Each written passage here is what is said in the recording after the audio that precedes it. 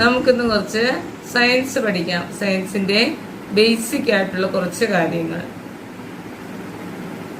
ജീവശാസ്ത്രത്തെ കുറിച്ചാണ് നമ്മൾ പഠിക്കാൻ പോകുന്നത്. ജീവശാസ്ത്രം അഥവാ ബയോളജി. ബയോളജി അഥവാ ജീവശാസ്ത്രം എന്ന് പറഞ്ഞാൽ ജീവനുള്ളവയെ കുറിച്ചുള്ള പഠനമാണ്.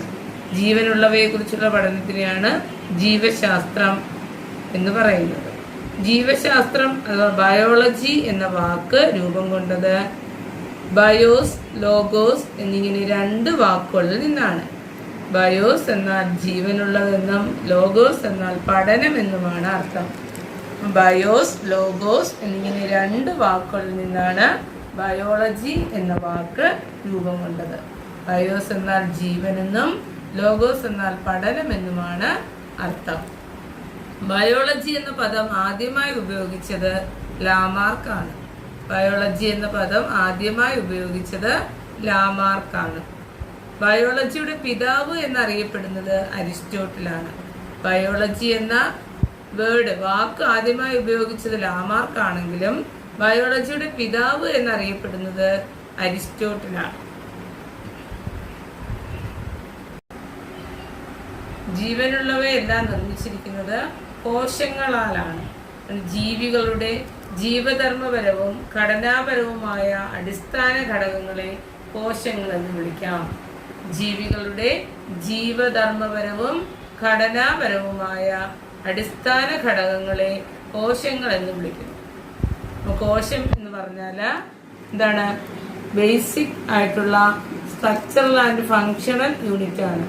ജീവധർമ്മപരവും ഘടനാപരവുമായ അടിസ്ഥാന ഘടകങ്ങളെയാണ് കോശങ്ങൾ എന്ന് വിളിക്കുന്നത്. കോശം കണ്ടുപിടിച്ചത് റോബർട്ട് ഹുക്കാണ്. ആദ്യമായി കോശം കണ്ടുപിടിച്ചത് റോബർട്ട് ഹുക്കാണ്. അദ്ദേഹം കോശത്തിന്റെ ഘടന ചിത്രീകരിച്ചത് മൈക്രോഗ്രാഫിയ എന്ന പുസ്തകത്തിലാണ്. മൈക്രോഗ്രാഫിയ എന്ന പുസ്തകത്തിലാണ് കോശത്തിന്റെ ഘടന ചിത്രീകരിച്ചത്. കോശം കണ്ടുപിടിച്ചത് റോബർട്ട് ഹുക്കാണ്. കോശത്തിന്റെ ഘടന ചിത്രീകരിച്ച പുസ്തകമാണ് മൈക്രോഗ്രാഫിയ. ജീവനുള്ള കോശത്തെ ആദ്യമായി കണ്ടെത്തിയത് ആന്റൺ വാൻ ലീവൻ ഹുക്കാണ്. ജീവനുള്ള കോശത്തെ ആദ്യമായി കണ്ടെത്തിയത് ആന്റൺ വാൻ ലീവൻ ഹുക്കാണ്. മൈക്രോസ്കോപ്പിലൂടെയാണ് അദ്ദേഹം ജീവനുള്ള കോശത്തെ നിരീക്ഷിച്ചത്. മൈക്രോസ്കോപ്പ് കണ്ടുപിടിച്ചതും ആന്റൺ വാൻ ലീവൻ ഹുക്കാണ്. ജീവനുള്ള കോശത്തെ കണ്ടുപിടിച്ചതും മൈക്രോസ്കോപ്പ് കണ്ടുപിടിച്ചതും ആന്റൺ വാൻ ലീവൻ ഹുക്കാണ്. ജീവികളുടെ ശരീരം നിർമ്മിച്ചിരിക്കുന്നത് കോശങ്ങളാലാണെന്ന് പറഞ്ഞു. എല്ലാ ജീവികളുടെ ശരീരവും നിർമ്മിച്ചിരിക്കുന്നത് കോശങ്ങളാലാണ്. എന്നാൽ ചില ജീവികളിൽ ഒരൊറ്റ കോശം മാത്രമേ ഉള്ളൂ. അത്തരം ജീവികളെ ഏകകോശ ജീവികൾ എന്ന് വിളിക്കാം. ജീവികളുടെ ശരീരം നിർമ്മിച്ചിരിക്കുന്നത് ഒറ്റ കോശം കൊണ്ടാണെങ്കിൽ ആ ജീവികളെ ഏകകോശ ജീവികൾ എന്ന് വിളിക്കുന്നു. ഉദാഹരണം അമീബ, പാരമീസിയം, യൂഗ്ലീന ഇവയെല്ലാം തന്നെ ഏകകോശ ജീവികളാണ്. ഏകകോശ ജീവികൾക്ക് ഉദാഹരണമാണ് അമീബ, പാരമീസിയം, യൂഗ്ലീന. ജീവികളുടെ ശരീരം നിർമ്മിച്ചിരിക്കുന്നത് ഒന്നിലധികം കോശങ്ങൾ കൊണ്ടാണെങ്കിൽ അവയെ ബഹുകോശ ജീവികൾ എന്ന് വിളിക്കാം. ഒന്നിലധികം കോശമുള്ള ജീവികളെ ബഹുകോശ ജീവികളെന്നും ഒരൊറ്റ കോശം മാത്രമുള്ള ജീവികളെ ഏകകോശ ജീവികളെന്നും വിളിക്കാം. മനുഷ്യനും സസ്യങ്ങളും എല്ലാം തന്നെ ബഹുകോശ ജീവികളാണ്.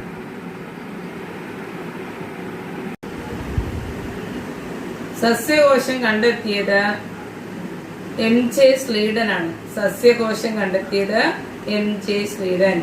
എല്ലാ സസ്യങ്ങളും കോശങ്ങളാൽ നിർമ്മിതമാണെന്ന് എം.ജെ. സ്ലീഡൻ പറഞ്ഞു.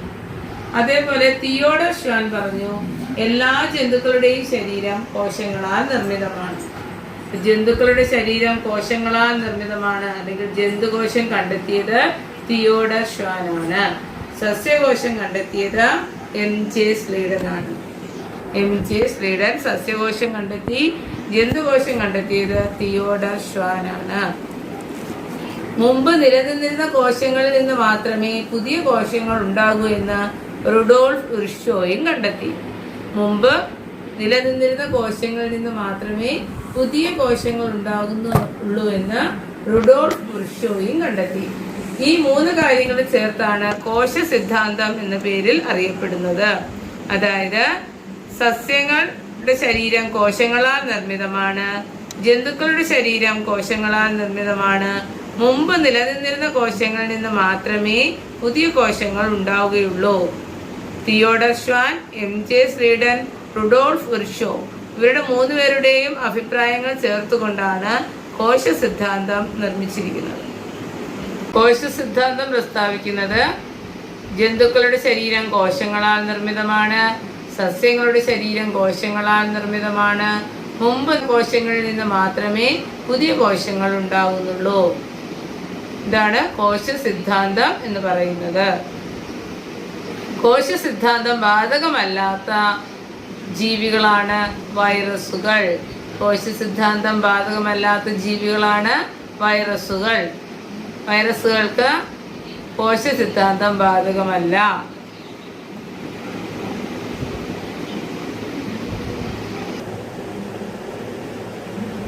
സസ്യകോശത്തിന്റെ ഘടനയാണ് ഇവിടെ കാണുന്നത്. സസ്യകോശത്തിലെ എന്തൊക്കെയുണ്ട് എന്ന് ഈ ചിത്രത്തിൽ നിങ്ങൾക്ക് കാണാനായിട്ട് കഴിയും. സസ്യകോശം നോക്കിയാൽ ഏറ്റവും പുറമേ കോശഭിത്തിയുണ്ട്. അതിനകത്തായിട്ട് പ്ലാസ്മ മെംബ്രെയിൻ, പ്ലാസ്മ സ്തരമുണ്ട്. ബയോളജി അഥവാ ജീവശാസ്ത്രത്തെ 2ആയി തരംതിരിച്ചിരിക്കുന്നു. സസ്യശാസ്ത്രമെന്നും ജന്തുശാസ്ത്രമെന്നും, ബോട്ടണി എന്നും സുവോളജി എന്നും. ബോട്ടണിയുടെ പിതാവ് എന്നറിയപ്പെടുന്നത് തിയോഫ്രാസ്റ്റസ് ആണ്. സസ്യങ്ങളെ കുറിച്ചുള്ള പഠനമാണ് ബോട്ടണി, സസ്യശാസ്ത്രം.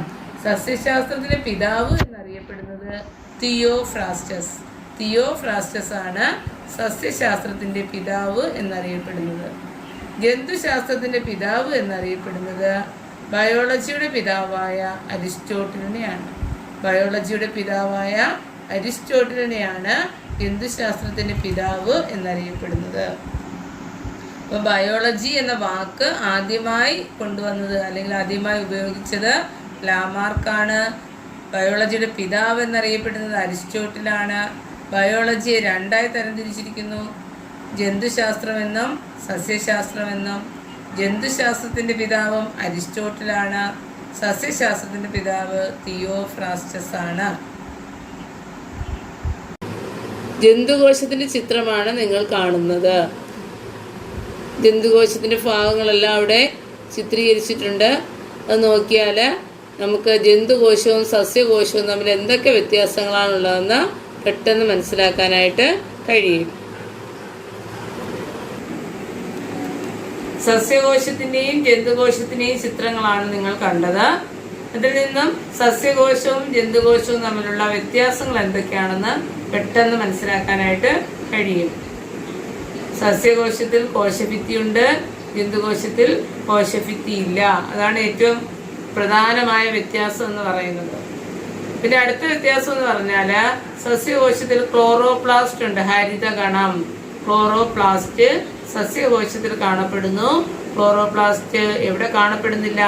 ജന്തുകോശത്തിൽ കാണപ്പെടുന്നില്ല. ജന്തുകോശത്തിൽ കാണപ്പെടാത്ത ഒരു കോശാംഗമാണ് ക്ലോറോപ്ലാസ്റ്റ്. സസ്യകോശത്തിന്റെ ചിത്രം എല്ലാവരും കണ്ടല്ലോ. അതില് നോക്കിയാൽ നമുക്ക് പെട്ടെന്ന് ആ കോശത്തിന് എന്തൊക്കെയുണ്ടെന്ന് മനസ്സിലാക്കാനായിട്ട് കഴിയും. സസ്യകോശം നോക്കിയാൽ ഏറ്റവും പുറമേ കാണപ്പെടുന്നത് കോശഭിത്തിയാണ്. കോശഭിത്തി, സെൽവാളാണ് ഏറ്റവും പുറമേ കാണപ്പെടുന്നത്. സസ്യകോശത്തിനെ ജന്തുകോശത്തിൽ നിന്ന് വേർതിരിക്കുന്നതാണ് സെൽവാൾ. അതിനകത്ത് വ്യത്യാസമാണ്. സസ്യകോശത്തിൽ മാത്രമേ എന്തുള്ളൂ? സെൽവാൾ ഉള്ളൂ. ആ സെൽവാൾ നിർമ്മിച്ചിരിക്കുന്നത് സെല്ലുലോസ് കൊണ്ടാണ്. ആനിമൽ സെൽ എടുത്താൽ അതിനകത്ത് സെൽവാള് ഇല്ല. പ്ലാന്റ് സെല്ലിന്റെ സെൽവാൾ നിർമ്മിച്ചിരിക്കുന്നത്, കോശഭിത്തി നിർമ്മിച്ചിരിക്കുന്നത് സെല്ലുലോസ് എന്ന് പറയുന്ന പദാർത്ഥം കൊണ്ടാണ്. കോശഭിത്തിക്ക് ഉള്ളിലായിട്ട് പ്ലാസ്മാ സ്തരം കാണപ്പെടുന്നു. പ്ലാസ്മാ സ്തരം നിർമ്മിക്കപ്പെട്ടിരിക്കുന്നത് ലിപ്പിഡുകളും പ്രോട്ടീനുകളും കൊണ്ടാണ്. പ്ലാസ്മാ സ്തരം നിർമ്മിച്ചിരിക്കുന്നത് ലിപ്പിഡുകളും പ്രോട്ടീനുകളും കൊണ്ടാണ്. കോശഭിത്തി നിർമ്മിച്ചിരിക്കുന്നത് സെല്ലുലോസ് കൊണ്ടാണ്. പ്ലാസ്മാ സ്തരം നിർമ്മിച്ചിരിക്കുന്നത് പ്രോട്ടീനുകളും ലിപ്പിഡുകളും കൊണ്ടാണ്. അതിനുള്ളിലായിട്ട് സൈറ്റോപ്ലാസം കാണാം. സൈറ്റോപ്ലാസം അഥവാ ജീവദ്രവ്യം എന്ന് പറയും, കോശദ്രവ്യം എന്ന് പറയും. കോശദ്രവ്യത്തിനകത്താണ് കോശാംഗങ്ങൾ അല്ലെങ്കിൽ സെൽ ഓർഗനലുകൾ കാണപ്പെടുന്നത്. സൈറ്റോപ്ലാസ്റ്റിനകത്ത് സെൽ ഓർഗനല്ലസ് കോശാംഗങ്ങൾ കാണപ്പെടുന്നു. പ്ലാന്റ് സെൽ അല്ലെങ്കിൽ സസ്യകോശത്തിൽ കാണപ്പെടുന്ന കോശാംഗങ്ങളാണ് mitochondria, chloroplast, Golgi bodies, Golgi complex, vacuole, reticulum, endoplasmic reticulum അല്ലെങ്കിൽ അന്തർദ്രവ്യ ജാലിക, ന്യൂക്ലിയസ്, ഇങ്ങനെ കുറേ എന്തുണ്ട് സെൽ ഓർഗനല്ലസ് കോശാംഗങ്ങൾ കാണപ്പെടുന്നുണ്ട്. അതെല്ലാം നമുക്ക് ആ ചിത്രത്തിൽ നോക്കുമ്പോൾ കാണാൻ പറ്റും. ഏതൊക്കെയാണ് സസ്യകോശത്തിൽ കാണപ്പെടുന്ന കോശാംഗങ്ങളെന്നും. അപ്പോൾ ഏറ്റവും പുറമെ എന്തുണ്ട്, കോശഭിത്തിയുണ്ട്, അതിനുള്ളിലായിട്ട് പ്ലാസ്മ മെംബ്രെയിൻ ഉണ്ട്, പ്ലാസ്മ സ്തരമുണ്ട്, അതിനകത്ത് ന്യൂക്ലിയസ്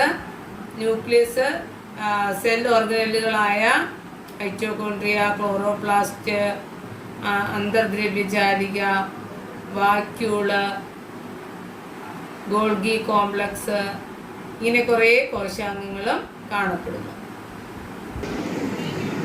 ഒരു കോശത്തിന്റെ ഏറ്റവും പ്രധാനപ്പെട്ട ഭാഗമാണ് മർമ്മം, ന്യൂക്ലിയസ് എന്ന് പറയുന്നത്. ന്യൂക്ലിയസ് ആണ് മർമ്മം. അതാണ് ഒരു കോശത്തിന്റെ ഏറ്റവും പ്രധാനപ്പെട്ട ഭാഗം, മർമ്മമാണ്. ന്യൂക്ലിയസ് ആണ് ഒരു കോശത്തിന്റെ ഏറ്റവും പ്രധാനപ്പെട്ട ഭാഗം. ന്യൂക്ലിയസ് ഇല്ലാത്ത കോശങ്ങളെ പ്രോകാരിയോട്ടിക് കോശങ്ങൾ എന്ന് വിളിക്കാം. ന്യൂക്ലിയസ് ഇല്ലാത്ത കോശങ്ങളെ പ്രോകാരിയോട്ടിക് കോശങ്ങൾ എന്ന് വിളിക്കാം. ന്യൂക്ലിയസ് ഉള്ള കോശങ്ങളെ യൂകാരിയോട്ടിക് കോശങ്ങൾ എന്ന് വിളിക്കും. ന്യൂക്ലിയസ് ഉള്ള കോശങ്ങളെ യൂകാരിയോട്ടിക് കോശങ്ങളെന്നും ന്യൂക്ലിയസ് ഇല്ലാത്ത കോശങ്ങളെ പ്രോകാരിയോട്ടിക് കോശങ്ങൾ എന്ന് വിളിക്കും. ഒരു കോശത്തിന്റെ പ്രധാന കേന്ദ്രമാണ് മർമ്മം അഥവാ ന്യൂക്ലിയസ്. കോശ സിദ്ധാന്തം പ്രസ്താവിക്കുന്നത് ജന്തുക്കളുടെ ശരീരം കോശങ്ങളാൽ നിർമ്മിതമാണ്, സസ്യങ്ങളുടെ ശരീരം കോശങ്ങളാൽ നിർമ്മിതമാണ്. മുമ്പ് നിലനിന്നിരുന്ന കോശങ്ങളിൽ നിന്ന് മാത്രമേ പുതിയ കോശങ്ങൾ ഉണ്ടാകുന്നുള്ളൂ. ഇതാണ് കോശ സിദ്ധാന്തം എന്ന് പറയുന്നത്. കോശ സിദ്ധാന്തം ബാധകമല്ലാത്ത ജീവികളാണ് വൈറസുകൾ. കോശ സിദ്ധാന്തം ബാധകമല്ലാത്ത ജീവികളാണ് വൈറസുകൾ.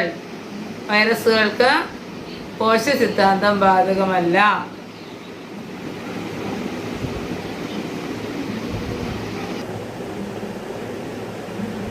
സസ്യകോശത്തിന്റെ ഘടനയാണ് ഇവിടെ കാണുന്നത്.